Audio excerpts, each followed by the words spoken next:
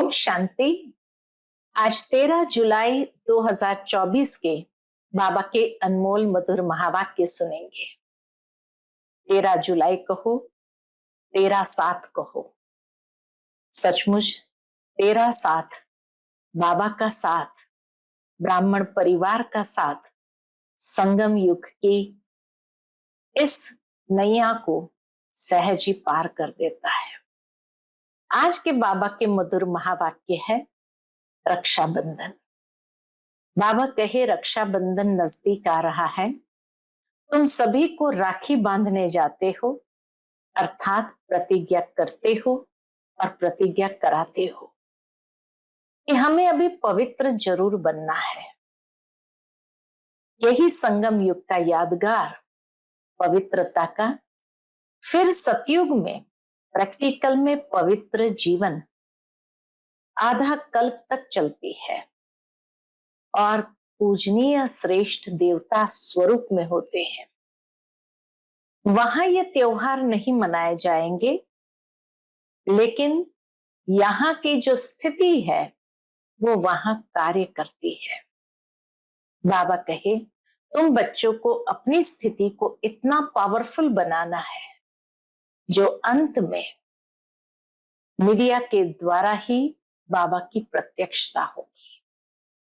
उस समय अखबार थे तो बाबा ने कहा ये अखबार के द्वारा ही बाप की प्रत्यक्षता भी होनी है। तो सुनते हैं आज के बाबा के अनमोल मधुर महावाक्य। ओम शांति। मीठे बच्चे, रक्षाबंधन का पर्व प्रतिज्ञा का पर्व है जो संगम युग से ही शुरू होता है। अभी तुम पवित्र बनने और बनाने की प्रतिज्ञा करते हो। आज की मुरली से प्रश्न है, तुम्हारे सब कार्य इस आधार पर सफल हो सकते हैं। नाम बाला कैसे होगा? उत्तर है ज्ञान बल के साथ योग का भी बल हो तो सब कार्य आप ही करने के लिए तैयार हो जाए। ज्ञान बल योग बल होगा तो कोई भी आत्मा सहजता से कार्य करने के लिए तैयार हो जाए। योग बहुत गुप्त है, इससे तुम विश्व का मालिक बनते हो। योग में रहकर समझाओ तो अखबार वाले आपे ही तुम्हारा संदेश छापेंगे। अखबारों से ही नाम बाला होना है, अर्थात मीडिया के सेवा के माध्यम से ही नाम बाला होना है। इनसे ही बहुतों को संदेश मिलेगा। ओम शांति। आज बच्चों को रक्षाबंधन पर समझाते हैं क्योंकि अभी नजदीक है। बच्चे राखी बांधने के लिए जाते हैं। अब जो चीज होकर जाती है उनका पर्व मनाते हैं। यह तो बच्चों को मालूम है, आज से 5000 वर्ष पहले भी यह प्रतिज्ञा पत्र लिखवाया था जिसको बहुत नाम दिए हैं। ये प्रतिज्ञा पत्र को बहुत नाम दिए हैं। यह है पवित्रता की निशानी। सबको कहना होता है पवित्र बनने की राखी बांधो। यह भी जानते हो पवित्र दुनिया सतयुग आदि में ही होती है। संपूर्ण पवित्र दुनिया सतयुग आदि में ही होती है। इस पुरुषोत्तम संगम युग पर ही राखी पर्व शुरू होता है जो फिर मनाया जाएगा जब भक्ति शुरू होगी। इनको कहा जाता है अनादि पर्व। बाबा कहे संगम युग पर आरंभ हुआ, सतयुग में प्रैक्टिकल जीवन पवित्र है, फिर भक्ति जैसे शुरू होगी तो ये यादगार पर्व के रूप में मनाया जाएगा। तो इसको कहा जाता है अनादि पर्व। वह भी कब से शुरू होता है? भक्ति मार्ग से, क्योंकि सतयुग में तो ये पर्व आदि होते ही नहीं है। ये होते हैं यहाँ, सब त्योहार आदि संगम पर होते हैं। वही फिर भक्ति मार्ग से शुरू होते हैं। सतयुग में कोई त्योहार होता नहीं। तुम कहेंगे दीपमाला होगी? नहीं, वह भी यहाँ मनाते हैं, वहां नहीं होनी चाहिए। जो यहाँ मनाते हैं वह वहां नहीं मना सकते। यह सब कलयुग के पर्व है। रक्षाबंधन मनाते हैं।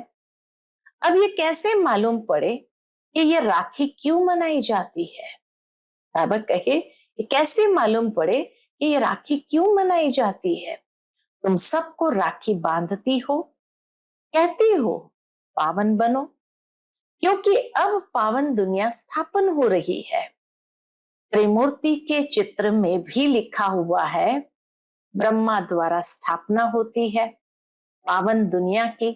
इसलिए पवित्र बनाने के लिए राखी बंधन मनाया जाता है। ब्रह्मा द्वारा स्थापना, तो किसकी स्थापना? पावन दुनिया की। इसीलिए पवित्र बनाने के लिए राखी बंधन मनाया जाता है। अभी है ज्ञान मार्ग का समय। तुम बच्चों को समझाया गया है, भक्ति की कोई भी बात सुनाए तो उनको समझाना चाहिए हम अभी ज्ञान मार्ग में हैं। ज्ञान सागर एक ही भगवान है जो सारी दुनिया को वाइसलेस बनाते हैं। भारत वाइसलेस था तो सारी दुनिया वाइसलेस थी। भारत को वाइसलेस बनाने से सारी दुनिया वाइसलेस हो जाती है। हाँ, ये भी एक कायदा है कि जैसे ही भारत वाइसलेस बनता है तो सारी दुनिया वाइसलेस हो जाती है। भारत को वर्ल्ड नहीं कहेंगे, भारत तो एक खंड है वर्ल्ड में। बच्चे जानते हैं नई दुनिया में सिर्फ एक भारत खंड होता है। भारत खंड में जरूर मनुष्य ही रहते होंगे। भारत सचखंड था, सृष्टि के आदि में देवता धर्म ही था, उसको ही कहा जाता है निर्विकारी पवित्र धर्म, जिसको 5000 वर्ष हुए। अभी ये पुरानी दुनिया बाकी थोड़े रोज है। कितना दिन वाइसलेस बनने में लगता है? बाबा कहे, कितना दिन वाइसलेस बनने में लगता है? टाइम तो लगता है। यहां भी पवित्र बनने का पुरुषार्थ करते हैं। सबसे बड़ा उत्सव तो यह है, प्रतिज्ञा करनी चाहिए। सबसे बड़ा उत्सव तो है रक्षाबंधन का, तो प्रतिज्ञा करनी चाहिए, बाबा हम पवित्र तो जरूर बनेंगे। ये उत्सव सबसे बड़ा समझना चाहिए। सब पुकारते भी है, हे परम पिता परमात्मा, ये कहते हुए भी परम पिता बुद्धि में नहीं आता। तुम जानते हो परम पिता परमात्मा आते हैं जीवात्माओं को ज्ञान देने। आत्मा परमात्मा अलग रहे बहुकाल, सुंदर मेला लगा जब सतगुरु मिला दलाल। तो आत्मा परमात्मा अलग रहे बहुकाल, यह मेला इस संगम पर ही होता है। कुंभ का मेला भी इसको कहा जाता है, जो हर 5000 वर्ष बाद एक ही बार होता है। वह पानी में स्नान करने का मेला तो अनेक बार मनाते आए हो, वह है भक्ति मार्ग, यह है ज्ञान मार्ग।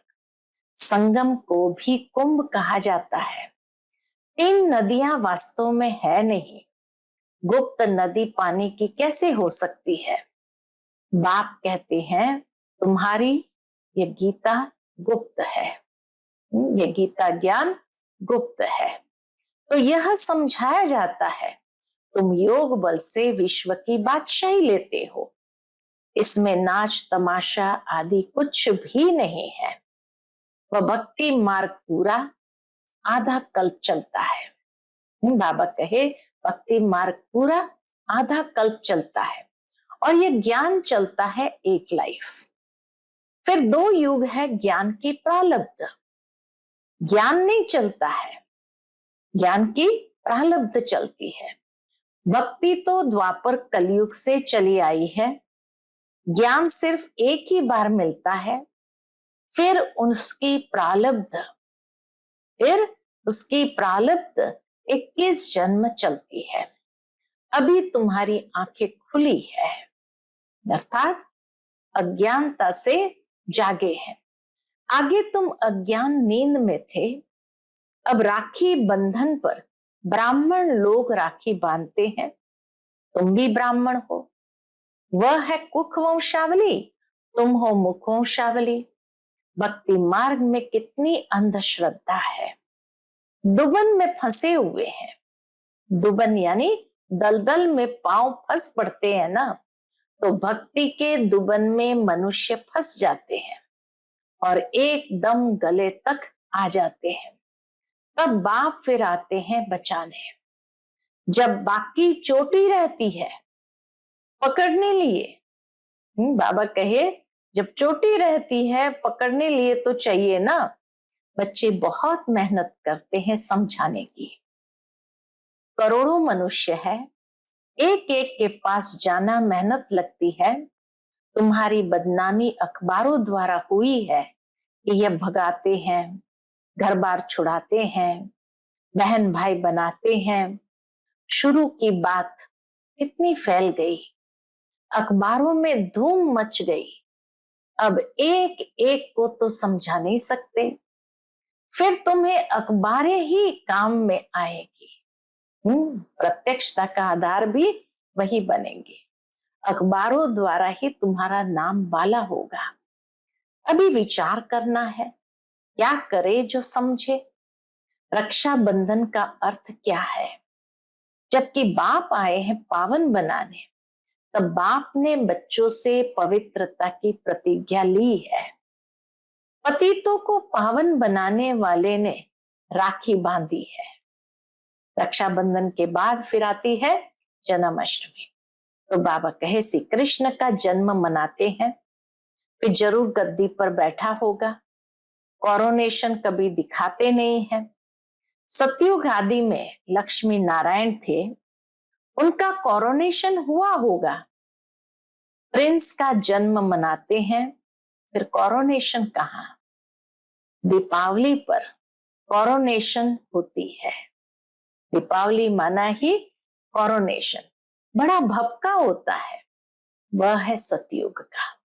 संगम की जो बात है वो वहां होती नहीं।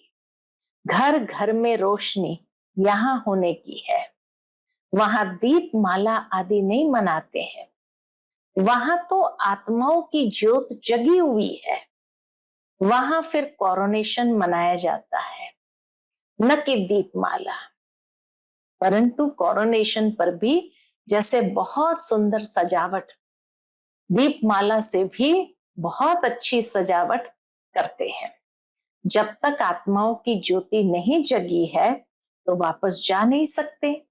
तो अब यह तो सब पतित है, उनको पावन बनाने के लिए सोच करना है, अर्थात विचार करना है। बच्चे सोच कर जाते हैं बड़े बड़े आदमियों के पास। बच्चों की बदनामी हुई अखबारों द्वारा, फिर नाम भी इन द्वारा होगा। थोड़ा पैसा दो तो अच्छा डालेंगे। अब तुम पैसे कहां तक देंगे? पैसे देना भी रिश्वत है, बेकायदे हो जाता है। आजकल रिश्वत बिगर तो काम ही नहीं होता है। तुम भी रिश्वत दो, वो लोग भी रिश्वत दे, तो दोनों एक जैसे हो जाए। तुम्हारी बात है योग बल की। इतना सुंदर बाबा योग का महत्व बताते हैं कि पैसा देकर के कार्य कराना ये तो कोई भी करा सकता, और ये एक प्रकार की रिश्वत हो गई। लेकिन बाबा कहे तुम्हारी बात है योग बल की। योग बल इतना चाहिए जो तुम कोई से भी काम करा सको। बस बात रखो और वो तैयार हो जाए करने के लिए। भू भू करते रहना है, पहले उसका कल्याण करना है। साकार बाबा जब होते थे तो बाबा यही कहते थे, कोई भी आपको कोई चीज दे तो ऐसे ले नहीं लेनी चाहिए। पहले उनकी सेवा करो, पहले उनको ज्ञान रत्न दो, उसके बाद वो जो भी देगा, है ना। तो बाबा कहे पहले उस आत्मा को ज्ञान रत्न तो दो। भू भू करते रहना है। ज्ञान का बल तो तुम्हारे में भी है, इन चित्रों आदि में ज्ञान है, योग गुप्त है। अपने को आत्मा समझ बाप को याद करना है बेहद का वर्षा लेने के लिए। वह है ही गुप्त जिससे तुम विश्व का मालिक बनते हो। कहां भी बैठ तुम याद कर सकते हो। सिर्फ यहाँ बैठकर योग नहीं, साधना है। यहाँ बैठना शांति में, ये भी एक प्रकार की साधना है। ज्ञान और याद दोनों सहज है। सिर्फ 7 दिन का कोर्स लिया बस, जास्ती दरकार नहीं। फिर तुम जाकर औरों को आप समान बनाओ। बाप ज्ञान का, शांति का सागर है। यह 2 बातें हैं मुख्य। इससे तुम शांति का वर्षा ले रहे हो। याद भी बड़ी सूक्ष्म है। तुम बच्चे भल बाहर में चक्कर लगाओ, बाप को याद करो। पवित्र बनना है, दैवी गुण भी धारण करना है। कोई भी अवगुण नहीं होना चाहिए। काम का भी भारी अवगुण है। बाप कहते हैं अब तुम पतित मत बनो। भल स्त्री सामने हो, तुम अपने को आत्म समझ मुझ बाप को याद करो। देखते हुए न देखो। हम तो अपने बाप को याद करते हैं। वह ज्ञान का सागर है, तुमको आप समान बनाते हैं। तो तुम भी ज्ञान सागर बनते हो, इसमें मूंझना नहीं चाहिए। वह है परमात्मा, परमधाम में रहते हैं, इसलिए परम कहा जाता है। वह तो तुम भी रहते हो। शिव बाबा परमधाम में है, इसलिए परम कहा जाता है। लेकिन बाबा कहे परमधाम में तो तुम भी रहते हो। अब नंबरवार पुरुषार्थ अनुसार तुम ज्ञान ले रहे हो। पास विथ ऑनर जो होते हैं उनको कहेंगे पूरा ज्ञान सागर बने हैं। बाप भी ज्ञान सागर, तुम भी ज्ञान के सागर। आत्मा कोई छोटी बड़ी नहीं होती है। परम पिता भी कोई बड़ा नहीं होता है। परम का मतलब कोई साइज में बड़ा है, ऐसे नहीं है। अपने कर्तव्य में, अपने स्थान में, स्थिति में सर्वश्रेष्ठ है। यह जो कहते हैं हजारों सूर्य से तेजोमय, ये सब है कपोड़ा। बुद्धि में जिस रूप से याद करते हैं वह साक्षात्कार हो जाता है। इसमें समझ चाहिए। आत्मा का साक्षात्कार व परमात्मा का साक्षात्कार बात एक ही हो जाएगी। बाप ने रियलाइज कराया है मैं ही पतित पावन ज्ञान का सागर हूं। समय पर आकर सबकी सदगति करता हूं। सबसे जास्ती भक्ति तुमने की है, फिर बाप तुमको ही पढ़ाते हैं। रक्षाबंधन के बाद कृष्ण जन्माष्टमी होती है, फिर है दशहरा। रक्षाबंधन, फिर कृष्ण जन्माष्टमी और फिर है दशहरा। वास्तव में दशहरे के पहले तो कृष्ण आ न सके। दशहरा पहले होना चाहिए, फिर कृष्ण आना चाहिए। यह हिसाब भी तुम निकालेंगे। पहले तो तुम कुछ भी नहीं समझते थे। हर त्योहार के एक दूसरे के साथ भी एक कनेक्शन है। तो बाबा के पहले तो तुम नहीं समझते थे। अभी बाप इतना समझदार बनाते हैं, टीचर समझदार बनाते हैं ना। अभी तुम जानते हो कि भगवान बिंदु स्वरूप है। झाड़ कितना बड़ा है, आत्मा ही ऊपर में बिंदी रूप में रहती है। मीठे मीठे बच्चों को समझाया जाता है। वास्तव में 1 सेकंड में समझदार बनना चाहिए, परंतु क्या पत्थर बुद्धि ऐसे हैं जो समझते ही नहीं तो है 1 सेकंड की बात। हद का बाप तो जन्म बाय जन्म नया मिलता है। ये बेहद का बाप तो एक ही बार आकर 21 जन्मों का वर्षा देते हैं।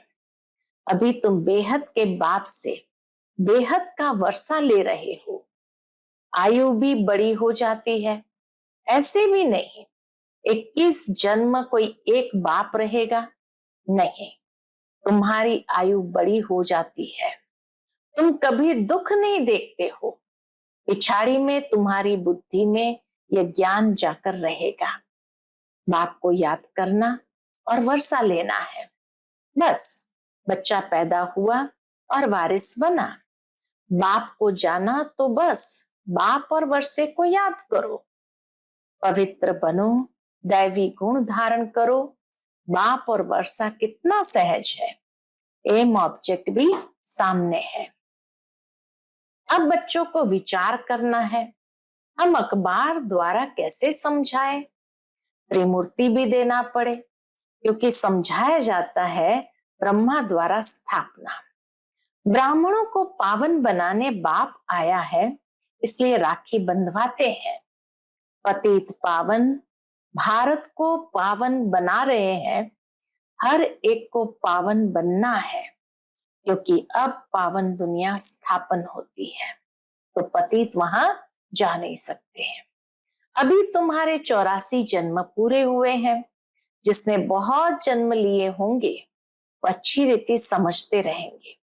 पिछाड़ी में आने वाले को इतनी खुशी नहीं होगी, क्योंकि भक्ति कम की है। भक्ति का फल देने बाप आता है। भक्ति किसने जास्ती की है, यह भी अब तुम जानते हो। पहले नंबर में तुम ही आए हो। तुमने ही अव्यभिचारी भक्ति की है। तुम भी अपने से पूछो, हमने जास्ती भक्ति की है या इसने। सबसे तीखी जो सर्विस करते हैं, जरूर उसने जास्ती भक्ति की है। बाबा नाम तो लिखते हैं। किस किस को याद किया आज बाबा ने, तो बाबा नाम तो लिखते हैं। कुमार का है, जनक है, मनोहर है, गुलजार है। नंबरवार तो होते हैं, यह नंबरवार बिठा नहीं सकते। तो विचार करना है, रक्षा बंधन का अखबार में कैसे डालें।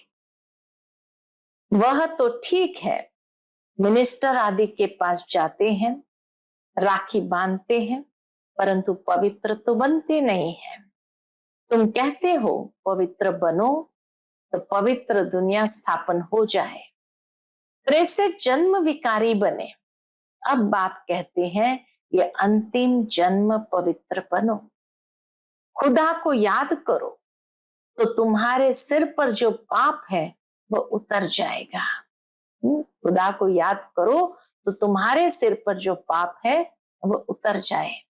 अच्छा, मीठे मीठे सिकिलदे बच्चों प्रति माता पिता बाप दादा का याद प्यार और गुड मॉर्निंग। रूहानी बाप की रूहानी बच्चों को नमस्ते।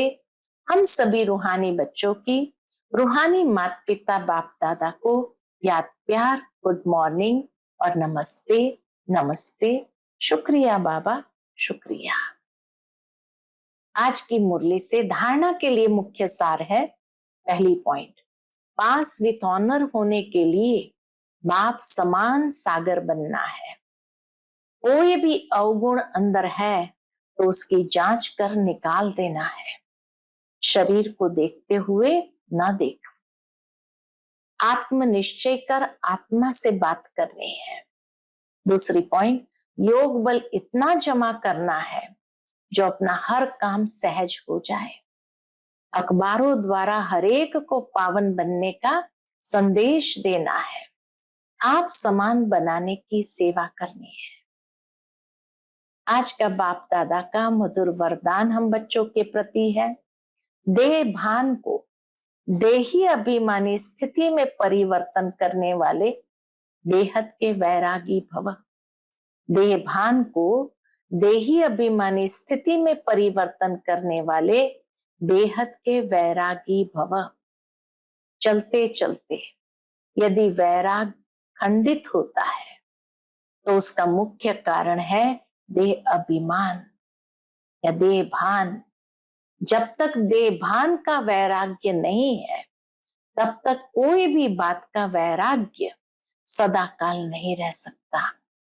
संबंध से वैराग्य ये कोई बड़ी बात नहीं है।